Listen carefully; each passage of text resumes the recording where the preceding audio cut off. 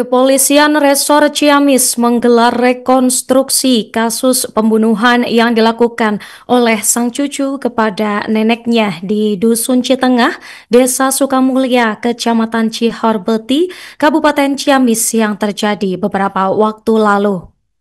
Petugas berhasil mengungkap fakta baru yang berbeda dari hasil pemeriksaan atau BAP sebelumnya. Rekonstruksi tersebut dilaksanakan selama kurang lebih 2 jam, dimulai pukul 9 hingga 11 waktu Indonesia Barat, dan tersangka bernama Salman Al-Farizi berumur 19 tahun dihadirkan langsung pada Selasa 17 Juni 2025. Pemirsa, untuk informasi lebih lengkapnya, saat ini saya telah terhubung dengan wartawan Tribun Priangan, Aisani Nuraini. Rekan Aisani, silakan laporan selengkapnya. Baik, terima kasih. Selamat sore, Nurma dan juga Tribuners dimanapun berada. Jadi pihak kepolisian Resor atau Polres Ciamis telah menggelar rekonstruksi kasus pembunuhan yang dilakukan oleh cucu kepada nenek kandungnya sendiri yang TKP-nya berada di Dusun Citengah, Desa Sukamulya, Kecamatan Cihorbeti, Kabupaten Ciamis yang terjadi pada awal bulan Juni lalu. Petugas berhasil mengungkap beberapa ataupun sejumlah fakta baru yang berbeda dari hasil pemeriksaan sebelumnya atau hasil dari BAP sebelumnya. Rekonstruksi tersebut digelar selama kurang lebih 2 jam lamanya, mulai pukul 9 hingga pukul 11 waktu Indonesia Barat, dan tersangka yang bernama Salman Al-Farizi masih berusia 19 tahun itu dihadirkan langsung di lokasi ataupun TKP kejadian pembunuhan pada Selasa 17 Juni 2025 kemarin. Kapolres Ciamis AKBP Akmal dalam keterangannya menyampaikan bahwa terdapat perubahan yang signifikan dalam pengakuan tersangka saat proses rekonstruksi dilakukan dibandingkan dengan hasil ataupun berita acara pemeriksaan sebelumnya. Dalam BAP, tersangka ini mengaku bahwa ia menganiaya nenek kandungnya sendiri menggunakan bagian punggung dari sabit atau celurit untuk melukai korban. Namun dalam prosesnya rekonstruksi kemarin, dia justru mengaku menggunakan bagian tajam dari sabit tersebut untuk memukul kepala korban. Rekonstruksi tersebut memperagakan sebanyak 28 adegan, mulai dari kedatangan tersangka ke lokasi kejadian hingga proses pembuangan jenazah korban ke tebing setinggi kurang lebih 10 meter yang lokasinya itu dalam radius kurang lebih 500 meter dari TKP kejadian. AKBP Akmal juga menambahkan bahwa tidak ditemukan adanya keterlibatan pihak lain dalam tindak pidana pembunuhan tersebut. Semuanya dilakukan sendiri oleh tersangka yang notabene merupakan cucu kandung sendiri sesuai dengan keterangan di BAP yang diperagakan dalam rekonstruksi kemarin.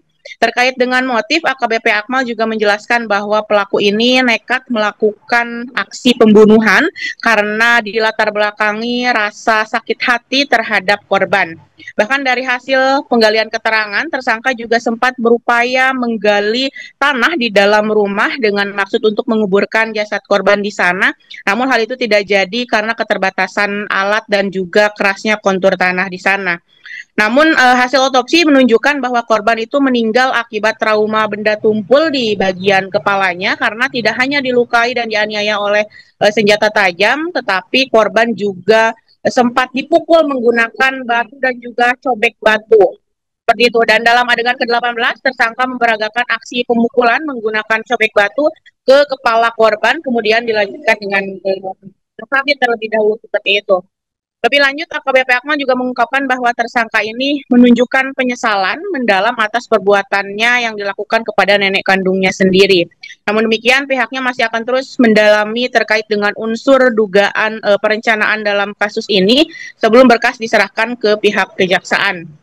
Proses rekonstruksi juga sontak menjadi tontonan warga setempat dan juga mengundang amarah warga tentunya karena saat pelaku melakukan adegan pembuangan jenazah, warga di sana langsung meneriaki pelaku karena telah tega membunuh bahkan membuang jasad korban yang merupakan nenek kandungnya sendiri. Dan atas perbuatannya itu, kini pelaku dijerat dengan pasal berlapis, yaitu pasal 340 KUHP dengan ancaman hukuman mati atau penjara seumur hidup atau penjara sementara selama-lamanya 20 tahun dan juga pasal 338 KUHP dengan ancaman hukuman penjara 15 tahun penjara. Demikian laporan dari Kabupaten Ciamis. Nurma, kembali ke Anda di studio. Pelaksanaan rekonstruksi sudah selesai. Tim kami tadi memulai pukul 09.00, sekarang